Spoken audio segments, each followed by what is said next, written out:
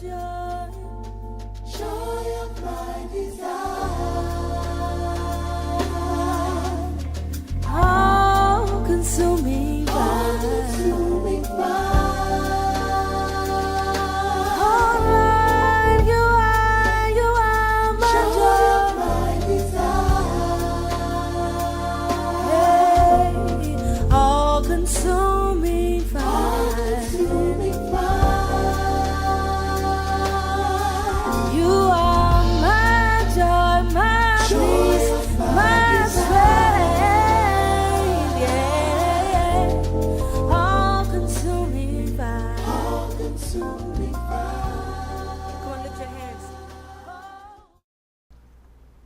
Now, the third and final tithe is what's called the poor man's tithe.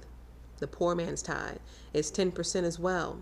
This is the most important of the three because it's the one of the three tithes that can still be kept. We find it in Deuteronomy chapter 14, verse 28 through 29, and also in Deuteronomy chapter 26, verse 12 through 13. So if you go over to Deuteronomy 26, verse 12, it says, when you've given your tithe to the Levite, the stranger, the fatherless, and the widow, that they may eat within thy gates and be filled, then you shall say before the Most High, I have brought away the hallowed things out of my house, and also gave them unto the Levite, the stranger, the fatherless, and the widow, according to all thy commandments. I have not transgressed thy commandments, neither have I forgotten them. So here we see who the poor man's tithe is for. Not just the Levite, but also for the stranger, the fatherless, the widow, basically those in need, period. It doesn't say it's only for the Levites or that it can only be given away in Jerusalem. It says, so that they may eat within thy gates and be filled. So we're free to give this to whomever in need where we choose, but we are commanded to pay this tithe. Now, preachers are jumping up and down for joy now because at least one of the three tithes is still valid today, right? But hold on. Let's look at the purpose of this tithe. It's for the needy, including the homeless and the sick. It's for the widow, including struggling single mothers, and don't forget struggling single fathers in need of help. It's for the fatherless. This includes orphans, foster kids, etc. Those in need. This is a beautiful tithe because it takes me back to the Most High's promise to make Abraham the father of many nations. How wonderful it would be if those in need could always turn to an Israelite for help. This was the vision. This was the plan. You know, the Messiah called us the light of the world for a reason. So the command with the poor man's tithe is to bless the needy with it. So here we go. It doesn't say to give it to a church, to give it to a pastor, to give it to a preacher. It doesn't say to give it to an Israelite synagogue. Unlearned Christians love to say, well, I pay my tithes for the upbuilding of the kingdom. The Bible does not command you to do that. The kingdom is built. The Most High has taken care of that. Now, if you're a preacher and you're trying to build a church, you need to get a business loan. The tithes, let's call it what it is now that we know, the poor man's tithe is not for a church. It's for the needy. So what else is your tithe not for? It's not for maintaining a church. It's not for building a new church. It's not for the mortgage for a church. Utilities for a church, aka the light bill, the water bill, etc. Your pastor's salary. It's not for that. It's not for your pastor's mortgage. It's not for his or her bills. And it's not for luxuries that your pastor feels they deserve. Okay? If you feel led to open a church, but you have no money, you may need to rethink who's leading you to open up that church, because if he called you to do it, he's going to give you the money that you need to do it. All right? Manipulating the tithing system is not an option. Once false preachers realized how easy it was to manipulate gullible Christians, they started opening up little churches on every block. Okay, not to preach the word, but to supplement their income with some tithes. And the Bible warns about this in Jeremiah 7:4. Jeremiah chapter 7 verse 4, it says, "Trust not in lying words, saying, the temple of the Lord, the temple of the Lord, the temple of the Lord are these." See, everybody wants to call their church a temple. The temple of Christ, temple of faith, the temple of deliverance, the temple of God. This is the apostolic temple. See, everybody has a temple now. And it's easy to manipulate Christians. I've heard the most ridiculous things. I pay my tithes to be blessed. See, nowhere in the Bible does it say you'll be blessed for paying tithes. It says in Deuteronomy 26:13, pay your tithes so you won't transgress his command. When did we become more concerned with what we can get in return for keeping the commandments?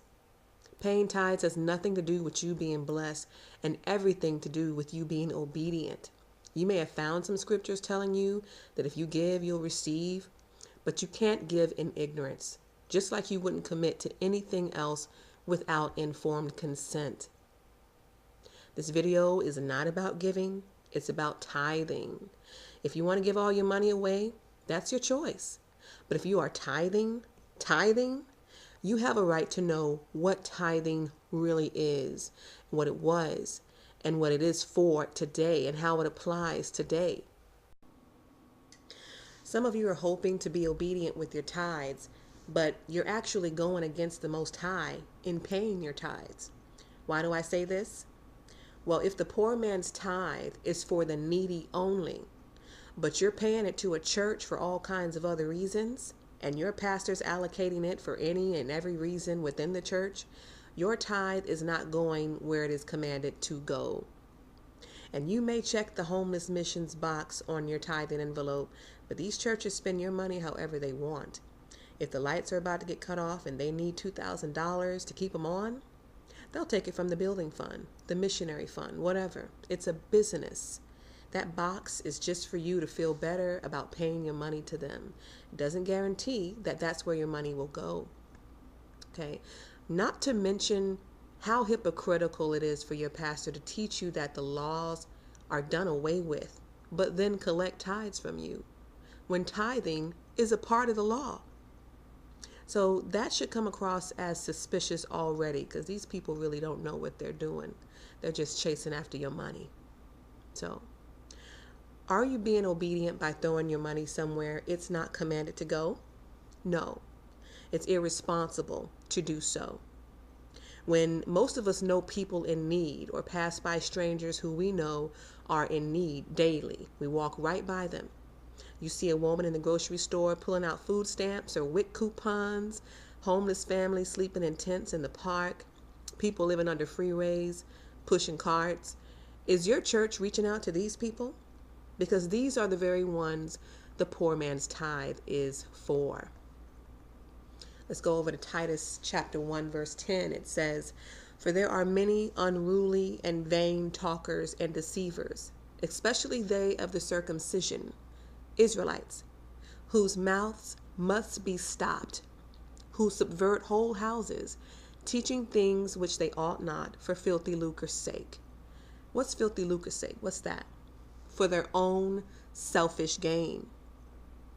So what ends up happening today is there are hundreds of thousands of homeless and needy people.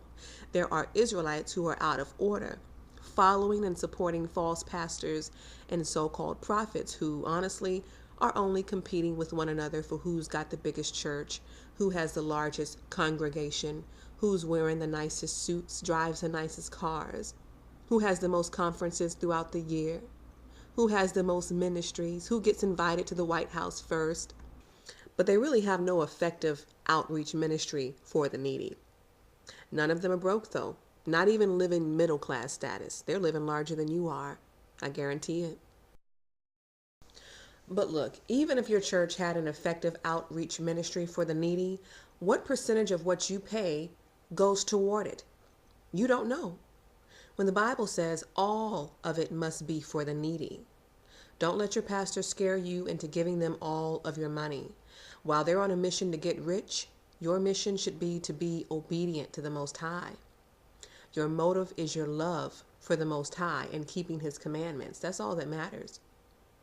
So take out the church middleman and truly keep the command to tithe. It's not for a church. The Most High told you what to do to truly upbuild his kingdom. Give this tithe to the needy.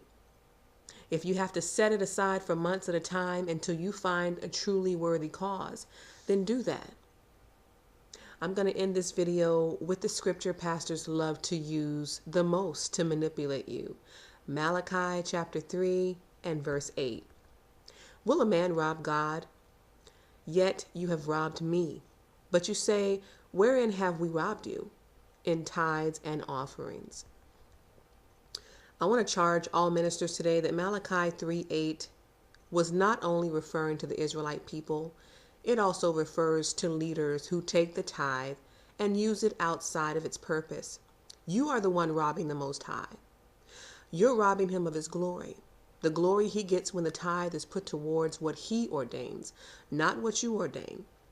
But you'd rather live luxuriously with a puffed up $1 million church than put tithes where it belongs.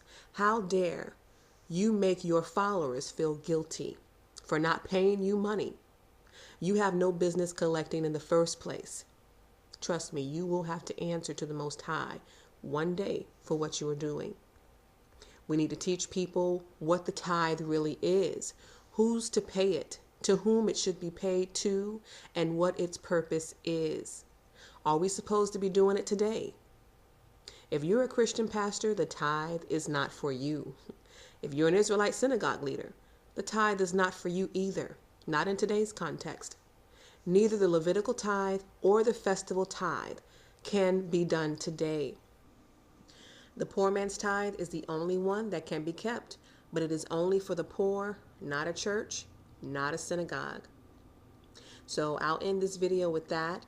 If you have questions, please feel free to leave them in the comment section. I'm pretty good at responding quickly.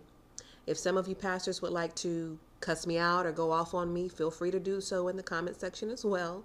Healthy debate is a beautiful thing. And trust, I have no problems debating with you. I have all the time in the world to do so. This is what I do for the Most High. I'm not here to mask. I'm here to reveal. If you don't like the truth, look in the mirror, which is the word of the Most High, and get yourself in line with it. I also want to thank all of you who are subscribing to my videos and those prayer warriors out there who are committed to covering me and this ministry in prayer. I thank the Most High for you as well. This is Judiah. Thank you all for watching and be blessed. Never be afraid.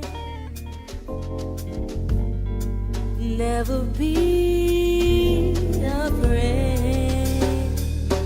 'Cause he is my joy, joy of my desire, all consuming fire. Alright, you are my joy, my desire. Hey, all consuming fire. You are my joy, my peace, my strength. Yeah, all consuming fire. All consuming